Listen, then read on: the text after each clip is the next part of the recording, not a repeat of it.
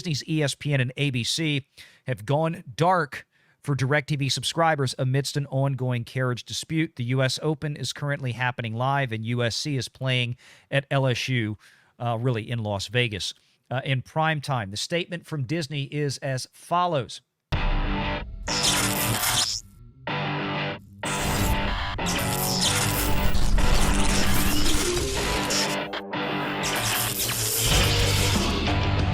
Renegade Online.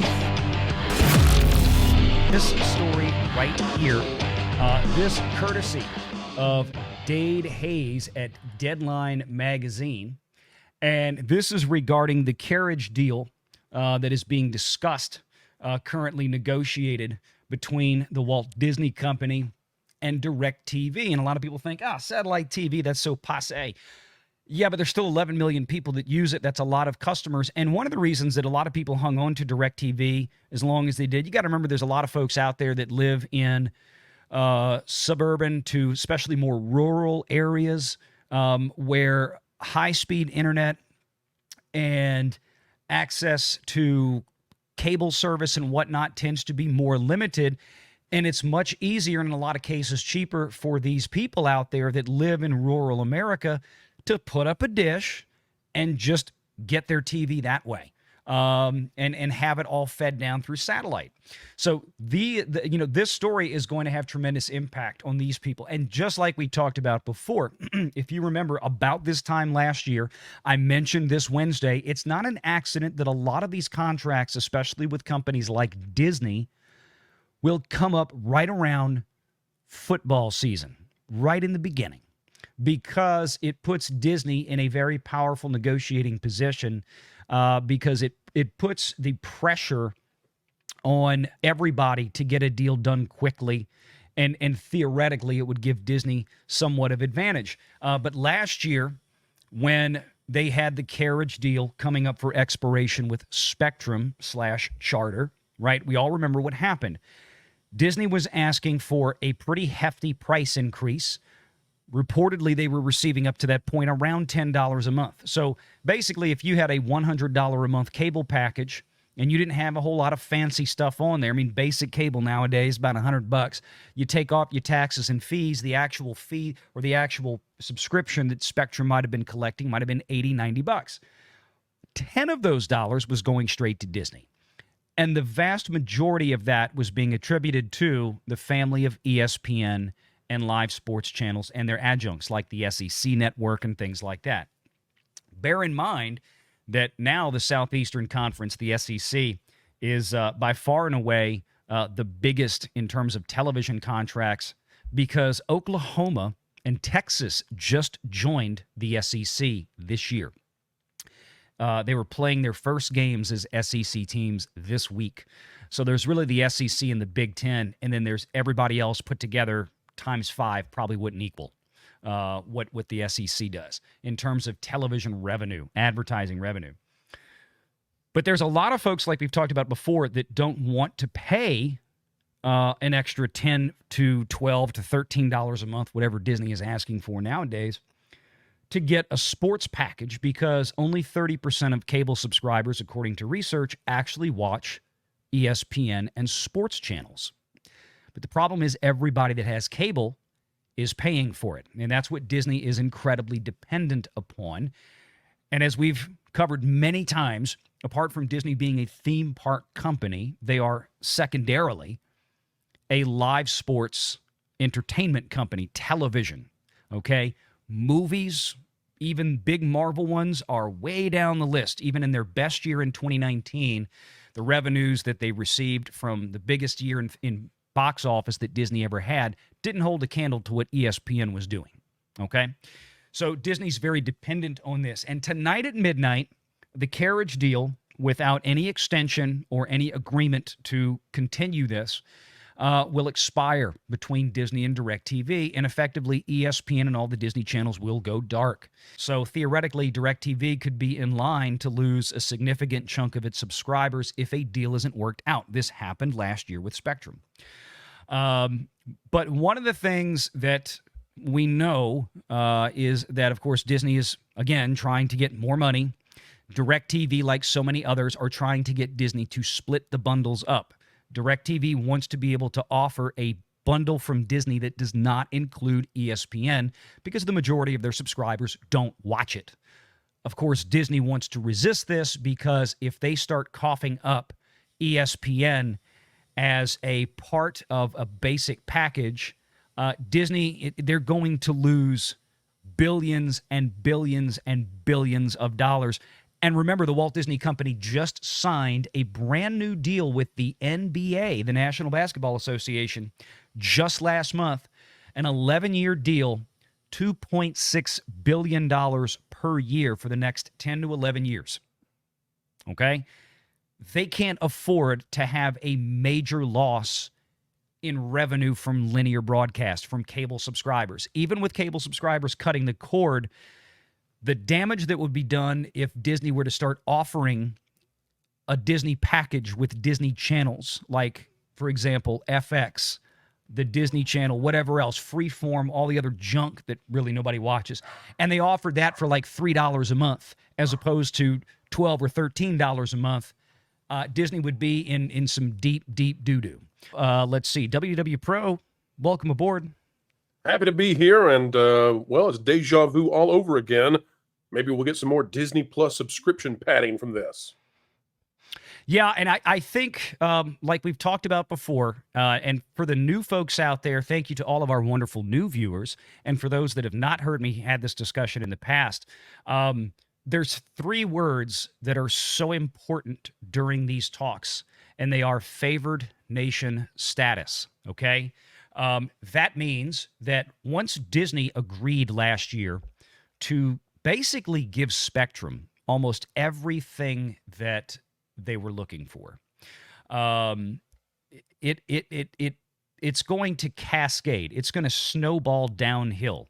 So effectively now, DirectTV would be demanding the same or similar type of deal to what Spectrum got, which was fine.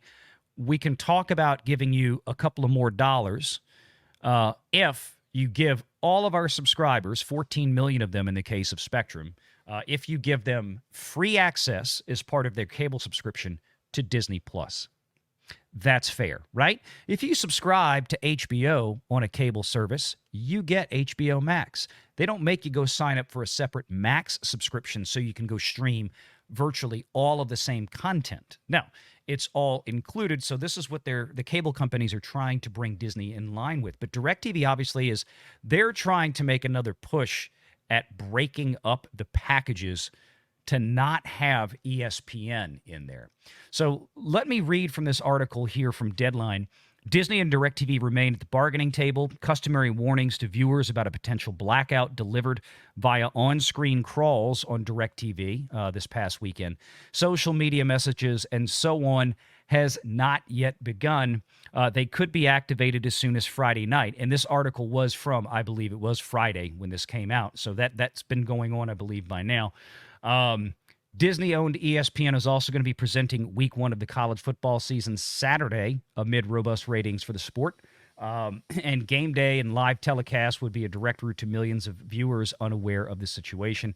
The current 5-year deal between Disney and DirectTV, with 11 million subs across satellite, legacy cable, and its internet-based DirectTV stream service, was reached in a decidedly different media era. Disney Plus had not yet launched, and a flock of other streamers chasing Netflix had not yet materialized. So again, this is the first real big post-Disney Plus, post-proprietary studio streaming service. You know, Amazon Prime, well, not Amazon Prime, excuse me. Things like Paramount Plus and Peacock, for example, are good notes of this. But DirectTV did have a website that they had put up to try to explain their side of things, which they had not done. It really hadn't happened a couple of days ago. And I'm going to cue that up here in just a minute. But Pro... Monitor 17, Valiant. Monitor 17. We've got it queued. Any thoughts on this one so far? Yeah, I think this is the continuing battle over streaming versus linear. It's the...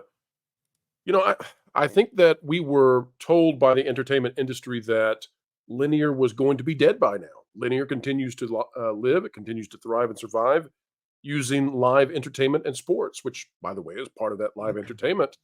And It's fascinating to watch. Now we have this bifurcated market, and it strikes me that perhaps you could have had a three-pronged entertainment industry where not only would you've had linear, not only would you've had streaming, but you could have somehow maintained the premium disc market with Blu-rays. Perhaps by this point, would have had something even beyond Blu-ray. I don't know, but they Mhm. jettisoned all of that, and so now we are down to Disney bargaining with these cable companies, trying to find the carriage rules that suits them best. But it's just very interesting that streaming has not become the behemoth that they all predicted quite so easily. Yeah, no, especially not in terms of financial profitability. That's for darn sure. But let me Oh let my me gosh. bring this one up. Yeah. Yeah, this is from today as a bit of an update from NBC Sports. I had this one queued up in my Apple News. Disney-DirecTV moved towards a deadline. And early this summer, DirecTV showed up regularly in the news because of Sunday Ticket antitrust trial against the NFL. Of course, the new NFL Sunday Ticket, I think starting, is it this year? Maybe it was this year, was moving to Google. Google had ponied up a lot of money, and quite frankly, Google is probably going to lose money on the Sunday Ticket deal for the first couple of years, but it's Google. They have a massive cachet of cash to sit there and eat it for a couple of years, trying to get their YouTube TV service to be a big enough operating income juggernaut. Is Along Google with bigger than Apple now that Apple had that significant loss in the oh last no. couple of weeks? No, no, I think Apple, well, I mean, Apple's loss wasn't terribly significant. I mean, Nvidia was down 35 to 40% from its high at one point. Apple was down maybe 10. So no, Apple is still, I think, roughly 3 trillion. Google is probably in the twos. I don't have it in front of me right now, but Apple is still, I think, the biggest player out there besides Nvidia. They're going back and forth Right. now with all of the AI expansion. But one of the things I wanted to bring up here was this website. The situation hasn't gotten ugly yet, says the article, but it's moving in that direction, which DirecTV has launched the unbundle Disney.com website, which I'm going to pull up here in 1 second. Let me swing this over. And what I want to show everybody, and this is not terribly uncommon, but it goes to show, this is what happens when you reach these multi-billion-dollar impasses, which is exactly what this is. And here we have, right here, the website that DirecTV has set up, basically to point the finger of blame at Disney. Bloated bundles, they say. Programmers like Disney want you to pay for all of their networks, even if you don't want them. And they're talking specifically about ESPN. Again, according to industry research, roughly 70% of all cable subscribers for a basic cable package or any cable package, they're not watching sports channels. Not just ESPN, but Fox Sports and all of that throw in there as well. Which, again, Fox Sports, that's typically you have to add that on. You've had to add those things on in the past. But with Disney, Disney wants to sell everything in the basic package. That's what they demand from people. Limited options. Programmers want to shift quality programming to their streaming services, forcing you to chase your favorite shows and sports. Now, we can laugh and argue that Disney is putting its highest quality content on Disney Plus. Ha ha. But DirecTV still has a point, right? If you're making proprietary Marvel and Star Wars shows that are getting probably some, in terms of not being a live sports event, they're Can we just call definitely it getting, Bluey Plus? Can we just yeah, call it that? Bluey Plus. I'm so Right. tired of we say Star Wars and Marvel, and it's like, no, Bluey has Mhm. more viewers than both of those combined now. That's where we are. It's They Bluey Plus. do. Disney is offering less and less content that people want, but they want to charge cable companies more and more money. And what DirecTV is asking for, in my opinion, is a happy medium. Fine, but split this up. Don't force us to put ESPN in the basic package, whereby we have to keep raising rates on our subscribers, which is causing them, to the 70% who's not watching them, to leave. Disney is probably being the worst player on the block when it comes to this stuff, which really shouldn't surprise anybody.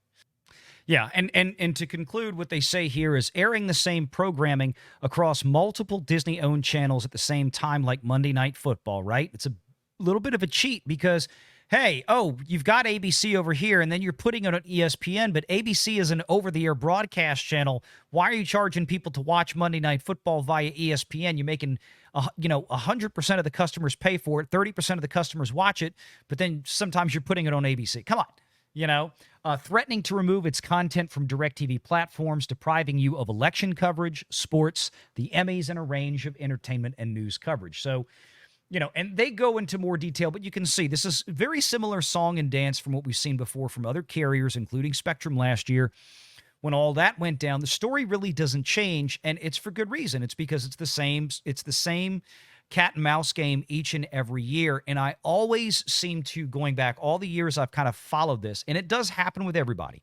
It'll happen with NBC. It'll happen with Paramount. It'll happen with Warner Brothers. Every few years when negotiations come up, they want more money. Cable companies want to give them less money, but they usually get things worked out. Disney always seems to be the one that when these carriage deals comes up, Disney always seems to be the biggest pain in the butt. They seem to be the one that's most resistant, and it's because they feel like they have all the power because of ESPN, but it's also an act of desperation at this point because Disney can I know what DirectTV wants. I'll put it this way. If Disney were to actually agree to DirectTV's demands and allow them to offer a bundle, a basic bundle that did not include ESPN in it, over the next 12 months, we would see, it would be financial pandemonium.